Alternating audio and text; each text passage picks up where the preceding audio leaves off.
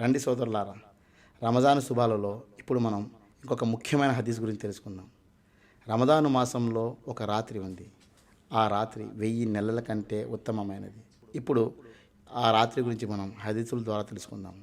అబూ హురైరా రదియల్లాహు అన్హు కథనం ప్రకారం రమజాను మాసం రాగానే మహాప్రవక్త సల్లల్లాహు అలైహి వసల్లం వారు ఇలా అన్నారు: మీ వద్దకు ఒక శుభప్రదమైన మాసం వచ్చింది.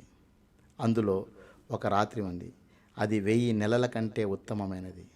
ఎవరు ఆ రాత్రి పుణ్యానికి దూరం అవుతారో వారు సర్వ శుభాలకు దూరమైనట్లే.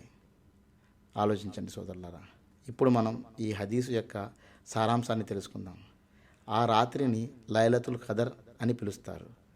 ఒక రాత్రి అది 1000 నెలల కంటే ఉత్తమమైనది.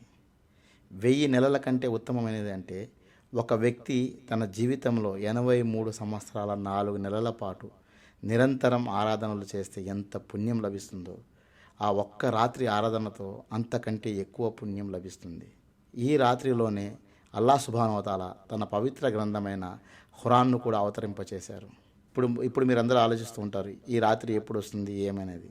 ఈ రాత్రిని రమజాను మాసంలోని చివరి 10 రోజుల్లోని బేసి సంఖ్య రాత్రుల్లో అంటే 21, 23, 25, 27 మరియు 29 రాత్రుల్లో వెతకమని మహమ్మద్ ప్రవక్త సల్లల్లాహు అలైహి వసల్లం వారు సూచించారు. సోదరులారా, ఈ రాత్రిని మిస్ అవ్వకండి.